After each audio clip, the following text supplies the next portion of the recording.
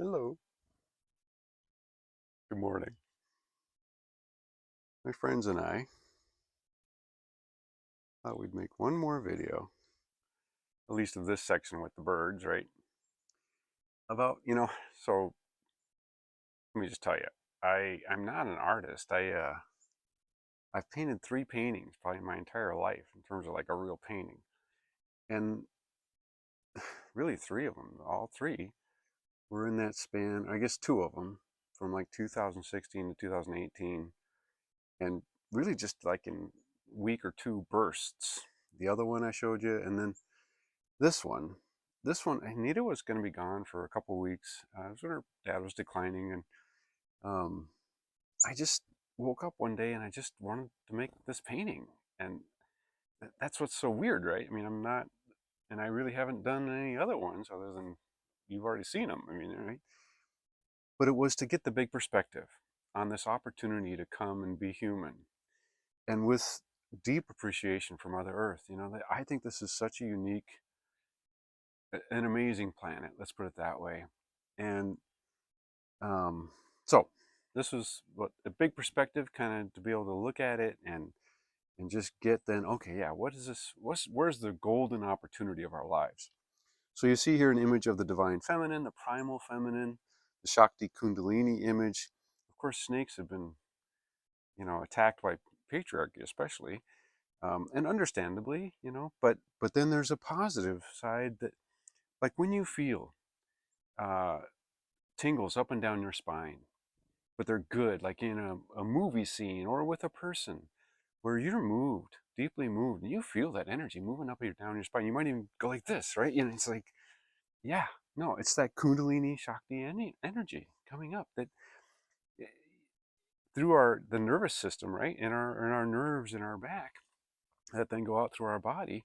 That energy moves, and just to get that, that's what we're talking about, and it's good stuff. Like when you feel that good energy going up and down your spine, that's the Shakti Kundalini energy, creative forces of life that love, right? It's when we're moved by love that really is most moving, and sometimes when we're terrified too, right?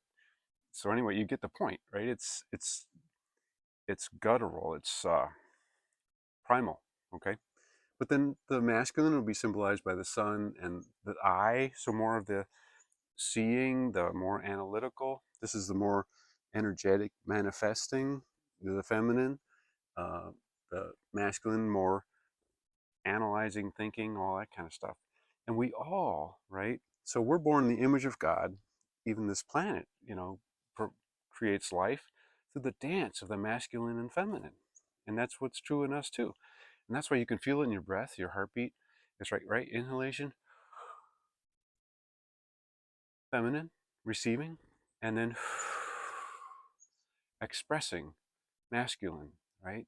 And there's this dance, and it's that dance, and it's a graceful dance, gives life in our bodies. And the same with the heartbeat, right? The blood, the heart opening to the blood coming in, and then flying out, right? Uh, to the body, being expressed out.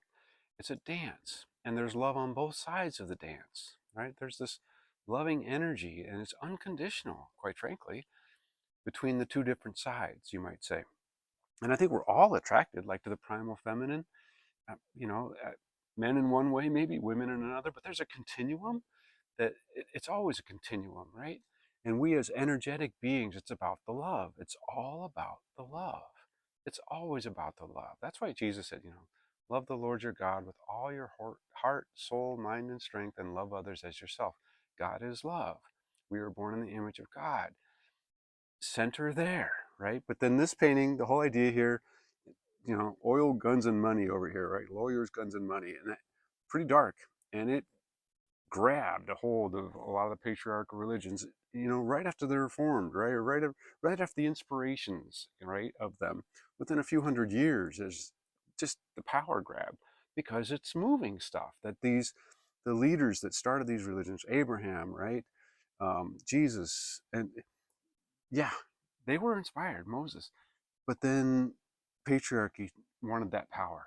And so institutionalization happened and all that stuff, right? That doesn't mean it's all bad, not at all. there's a lot of light here too, right? But it's, you got to sift through it, right? That's what this image of the ram is up here. The golden fleece is all about gleaning what is good, the gold, right? In the midst of a lot of a mess. All right. But then here's the divine, or excuse me, the darker feminine. And I have no idea what really happened. But you see Venus figures from like 30,000 years ago up to 12,000 or so. And it just seems like more matriarchal cultures definitely were dominant in the world. And so many good things about that, I'm sure. But then something happened, like in the stories of Atlantis. And it's like, all I can say about that is I don't know what happened, but something did where power was abused. Um, that's all. I don't know. But something happened. And all the point is we don't want to go into abusing anything, right? Abuse of power, especially of this desire to love and be loved.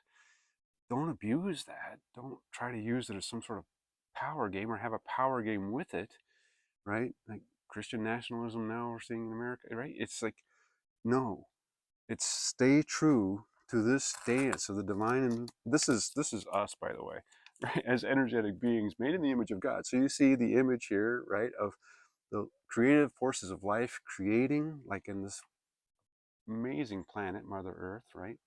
But then we are made in the image of God as a being, as we come into being human, right?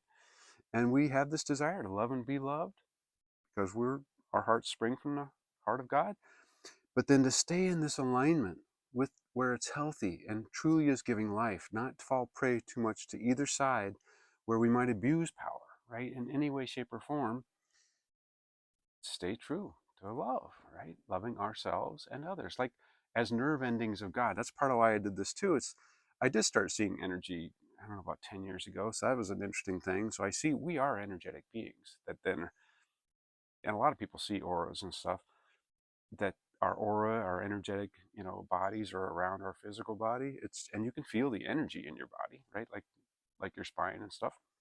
But anyway, so to stay here in alignment, right, with your heart, with God's heart, the divine dance of the masculine and feminine divine, and then go through the labyrinth of life in such a way that you have the Phoenix experience, right, where you're not so imprisoned by a lot of egoic thinking, which we all develop egos. That's just part of the journey, right? That's part of the adventure.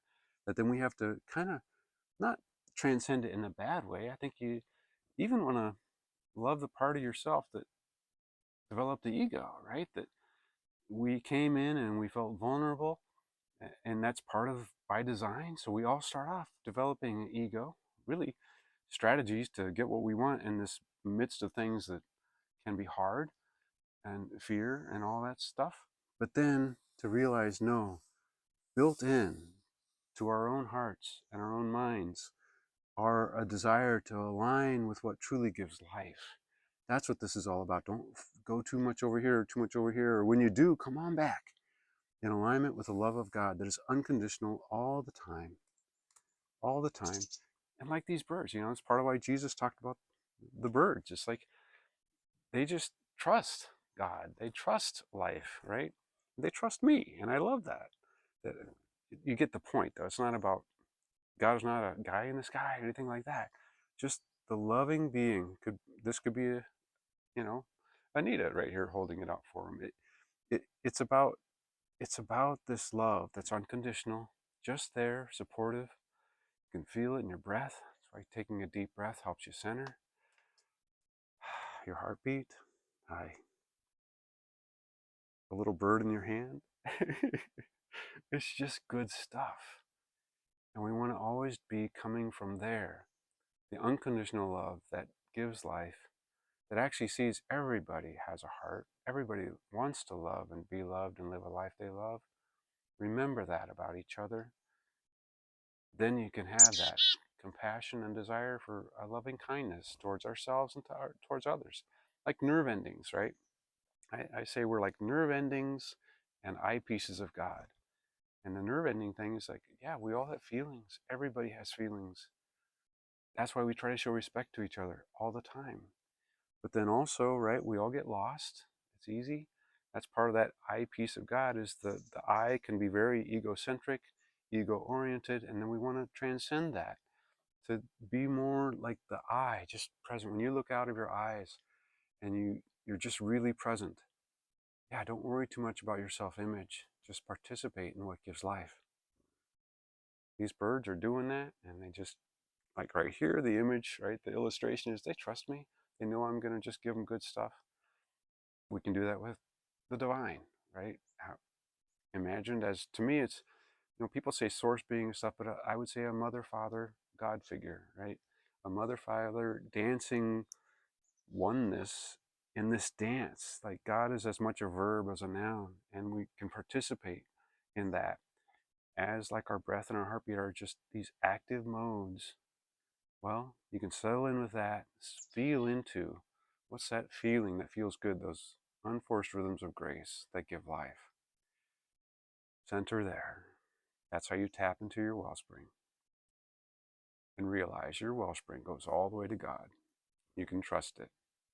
And then feel for, kind of intuitively, gut level, what to do next. All right. And go from there. I hope you have a great day.